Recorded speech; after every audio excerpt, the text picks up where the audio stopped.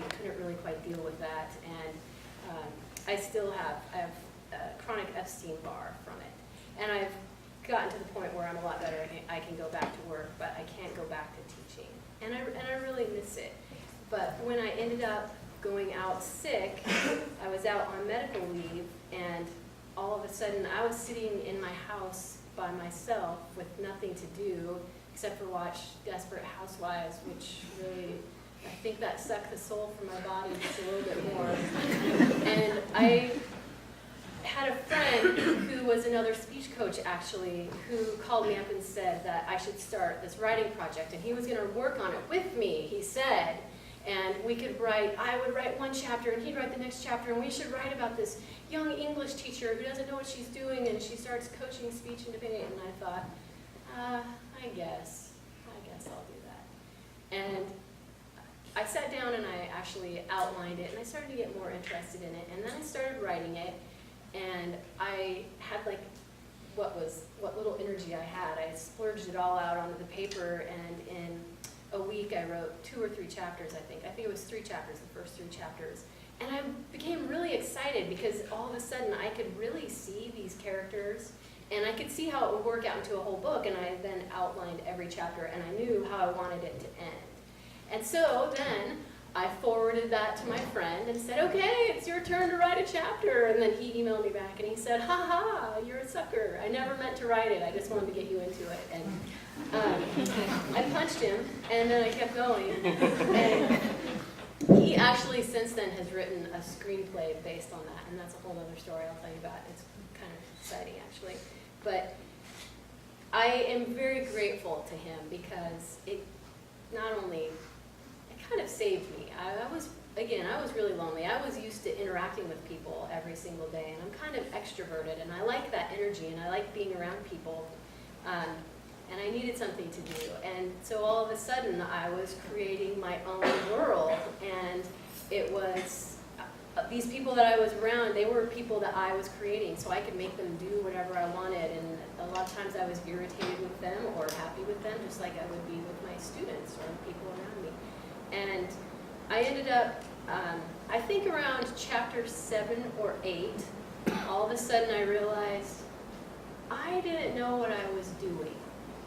I had written for years, and I've actually won awards for things that I've written, but they're always really short.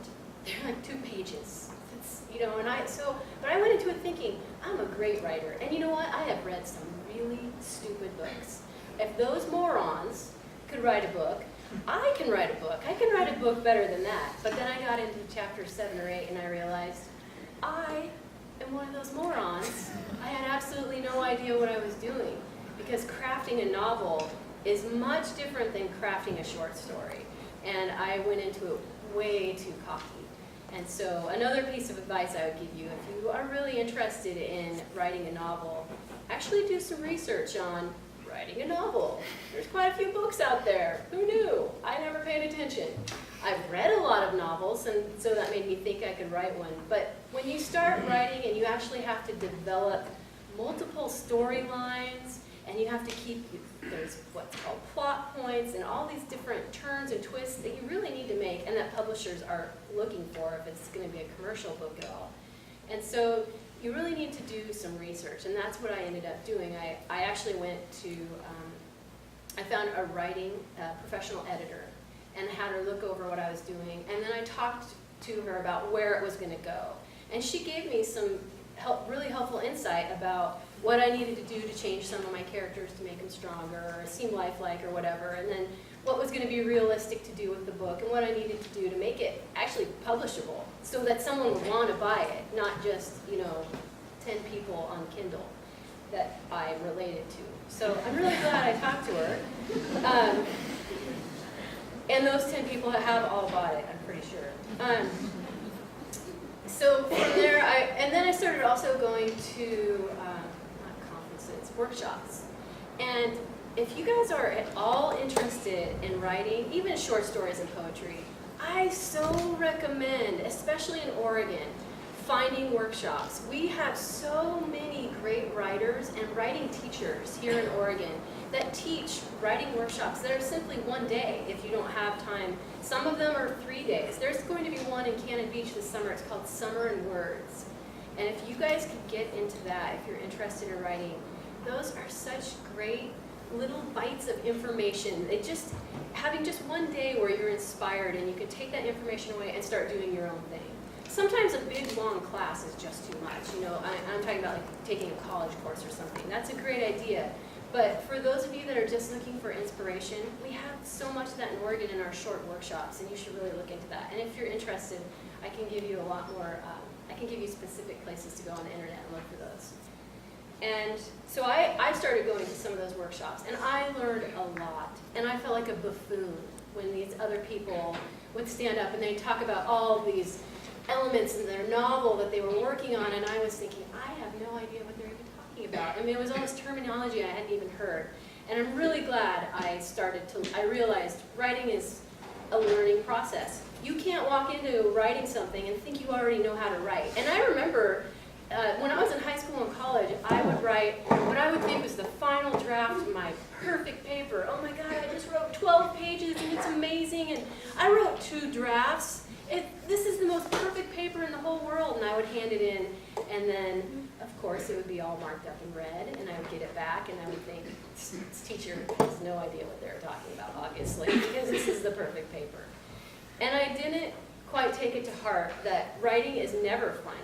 It never is. It's a living beast. And the book my first book, Smart Mouth, I have written probably 12 drafts of over 80,000 words.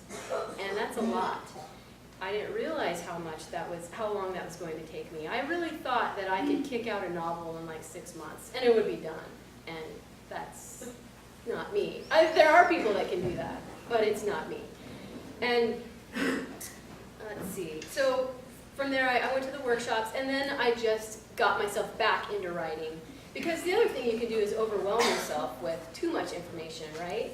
You want enough of a base to start from, but then you also do have to keep writing. And this doesn't sound very pretty, but what I would always tell my students before is just barf it out at first. Throw it all up, and then go back and clean it up later. Because a lot of times you just have to get your story ideas out. Your first draft really shouldn't be pretty, but know that it's your first draft. That's what's important. And so that was how I got into writing my novel. It was because I had nothing else to do but watch really bad TV. I don't know if you guys have ever watched Charmed.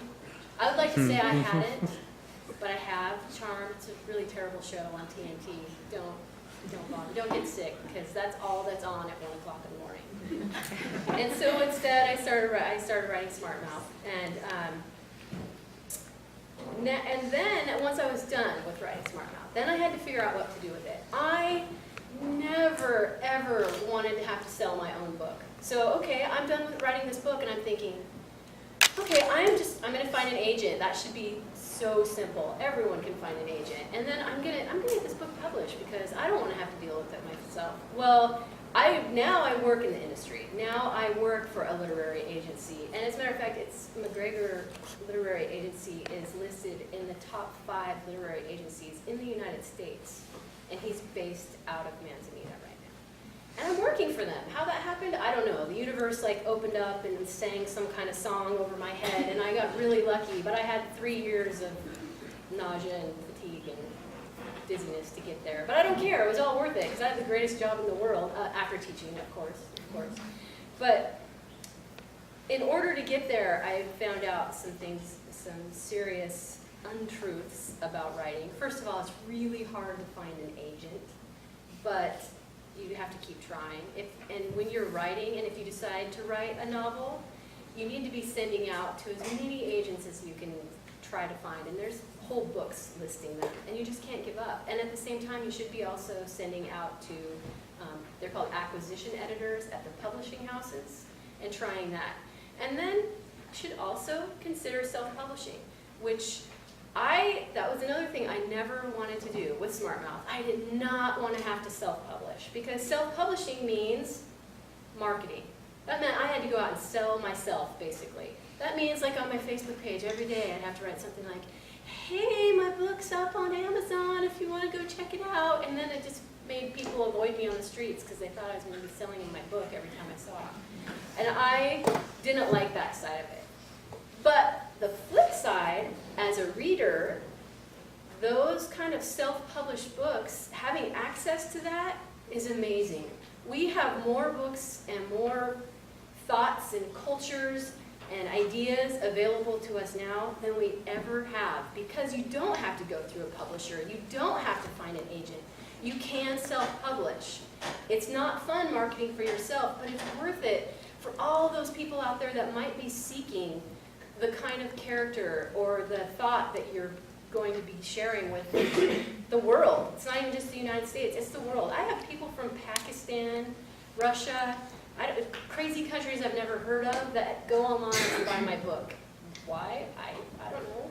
But they do, and it's great. I love that. And they go on my blog and write comments, and then I have to translate it into our language, and I think that's fantastic. But anyway, so self-publishing is definitely a great route if you want to go that way, but you have to market if you actually want to sell.